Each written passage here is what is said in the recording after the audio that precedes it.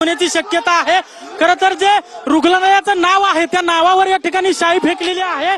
आपण पाहतोय दीनानाथ मंगेशकर रुग्णालय धर्मादाय असं जे नाव होतं या नावावर आता युवक काँग्रेसकडून शाई फेकलेली आहे आणि या सर्व घटनेचा निषेध करण्यात येतोय।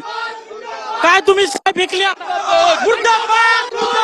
सत्ताधारी पक्षाच्या आमदारांसोबत मंत्रालयातनं फोन येऊ सुद्धा प्रशासन जर असं वागत असेल तर त्याचा आमची अभिनिषेध करतो। आणि तुम्हाला फुकटमध्ये मिळालेली जागा आहे, तुम्हाला कोटींचं डोनेशन दरवर्षी मिळतंय। हे जे बिल्डिंग आहे तुम्हाला 7 कोटी रुपये एका व्यक्तीने दिलेले आहेत, त्यानंतर दरवर्षी एनजीओ सीएसआरच्या मार्फत तुम्हाला पैसे मिळतात। तुम्ही याचं काय करतोय? ही परिस्थिती फक्त एकट्या मंगेशकर हॉस्पिटलची नाहीये, संपूर्ण पुणे शहरात असेल किंवा राज्यभरात असेल हीच परिस्थिती आहे। आणि आज मी तुम्हाला प्रेमात सांगतोय, आमच्यात गांधी आणि भगतसिंग दोघेही आहे। आज महाराष्ट्र शासनाला यांनी एक्सपोज केलेलं आहे। जर सत्ताधारी आमदाराच्या पीए सोबत जर सगळत असेल, मंत्रालयाच्या कॉलला प्रशासन जर यांना उत्तर देत नसेल तर यांची क्रेडिबिलिटी काय? मुख्यमंत्री कार्यालयातून पण फोन केला, स्पष्टीकरण अजून प्रशासनातर्फे हॉस्पिटलच्या अजून आलेलं नाही। याचं कारण काय? तुम्हाला मीडियाने त्यांना विचार 10 मिनिटापूर्वी त्यांचं उत्तर तुम्हाला आम्ही कळू म्हणजे काय? तुम्हाला एक पत्र द्यायला वेळ लागते, आम्ही तर 10 मिनिटात पोहोचू शकतो, तुम्हाला पत्र द्यायला अडचण काय? तर एकंदरीत ही बोरबाटलेली जी व्यवस्था आहे राज्यातील त्याला या कालच्या घटनेमुळे एक्सपोज झालेला आहे। तुम्ही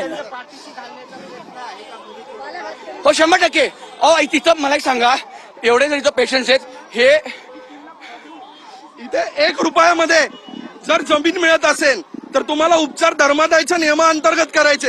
माझी मागणी आहे की धर्मादाय आयुक्तातर्फेच युवक काँग्रेस मागणी करते की धर्मादाय आयुक्तांनी याच्यावर कठोर कारवाई करावी। इथे नक्की धर्मादायच्या नियमांचं पालन होते की नाही याची माहिती घ्यावी।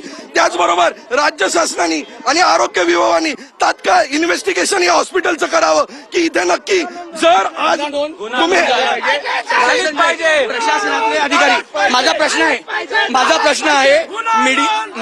आहे डॉक्टर धनंजय केळकर कुठे आहेत? आज इथला जबाबदार व्यक्ती कोण? डॉक्टर धनंजय केळकर येत नाही, समोर डॉक्टरना पाठवतात, डॉक्टर तुम्हाला काय उत्तर देणार आहे? पीआरना पाठवतात, पीआरकडे उत्तर नाहीये, त्यामुळे आम्ही स्पष्टीकरण देऊ। तर यासाठी निषेध म्हणून आम्ही आलेलो आहोत। आणि तुम्ही काळं फासलंय रुग्णालयाच्या नावाला, काळं फासलं। पोलिस आम्हाला आज जाऊ देत नाहीये, आज पेशंट आहेत तर त्याची आम्ही काळजी करून प्रातिनिधिक स्वरूपाचे आम्ही आंदोलन केलेलं आहे। पण उद्या भगतसिंग आमच्याला जो जागा होईल तो ह्याला तुम्हाला ह्याचं उत्तर मिळेल। ठीक आहे, आपण पाहतो की या ठिकाणी युवक काँग्रेसच्या कार्यकर्त्यांकडून सांगण्यात येतंय की आमच्यातील भगतसिंग उद्या जागा होईल। 15 तारखेला आपण बघितलं असेल तर 15 तारखेला किती जागा, किती ब्रीजसाठी फंड्स शासनाने स्पेशल GR करण्यात आलेला आहे। आणि त्या ज्यांच्यासाठी GR काढला त्यांच्यावरच काही त्यांना जर दाद देत